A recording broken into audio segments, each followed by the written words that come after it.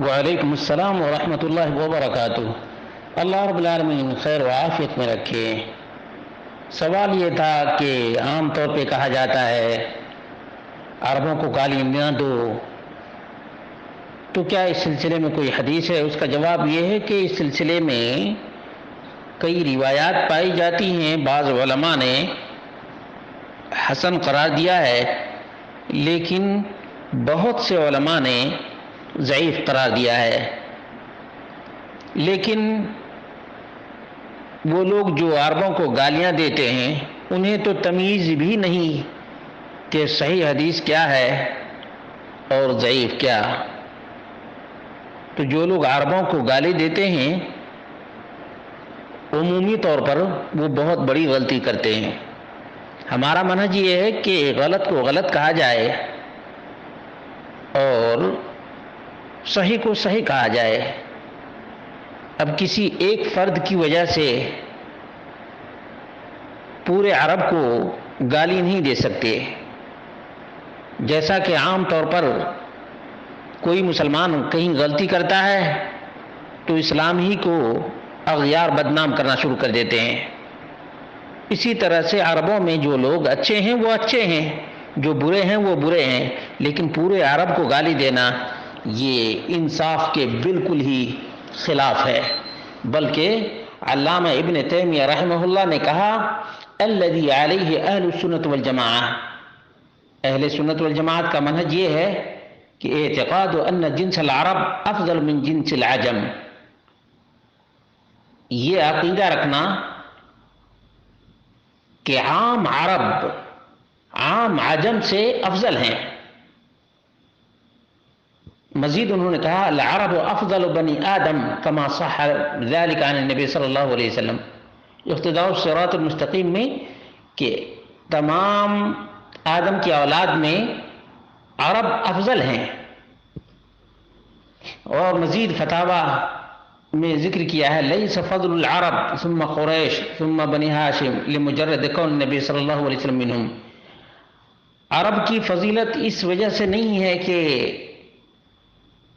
اللہ کے رسول صلی اللہ علیہ وسلم بنو ہاشم سے ہیں، پھر قریش اور قریش عرب سے، وَإِنْ كَانَ هَذَا مِنَ الْفَضْلِ، اگرچہ یہ فضل میں سے ہے، بل ہم فی انفسہم افضل، لیکن مجموعی طور پر عرب افضل ہیں۔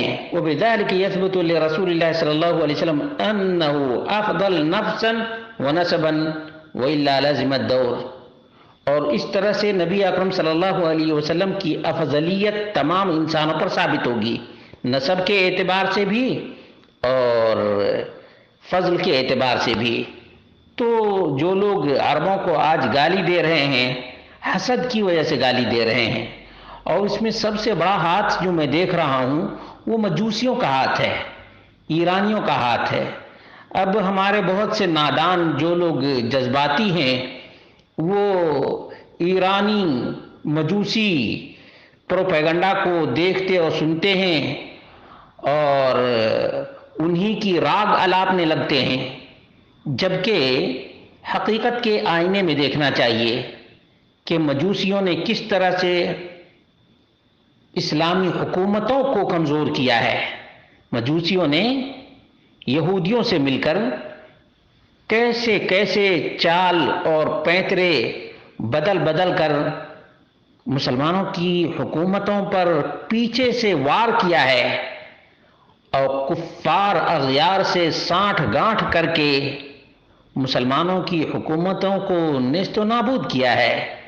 ہمارے بہت سے جذباتی نوجوان اس حقیقت کو نہیں جانتے ہیں، حالانکہ جاننا چاہیے، سمجھنا چاہیے اور دور اندیشی سے کام لینا چاہیے۔ اللہ رب العالمین نے افضلیت کی بنیاد عمل صالح اور تقوی کو قرار دیا ہے، ہمارا اس پر ایمان ہے۔ یا ایھا الناس انا خلقناکم من ذکر وانثی وجعلناکم شعوبا وقبائل لتعارفوا ان اکرمکم عند اللہ اتقاکم، اس پر ہمارا ایمان ہے۔ لیکن مجموعی طور پر آپ بھی دیکھ سکتے کہ آج اسلام کے سب سے زیادہ نام لیوا اور اسلام کا گہوارہ کہاں ہے؟ عربوں میں ہے۔ مسلمانوں کی سب سے مقدس ترین جگہیں کہاں؟ عربوں کے جزیرۃ العرب میں۔ اس اعتبار سے بھی عربوں کی فضیلت ثابت ہے، مجموعی طور پر، انفرادی طور پر نہیں کہ ہاں فلاں شخص عربی ہے تو فلاں شخص اجمی کی وجہ سے کمتر ہے اور یہ عربی ہونے کی وجہ سے افضل، ایسے نہیں، مجموعی طور پر۔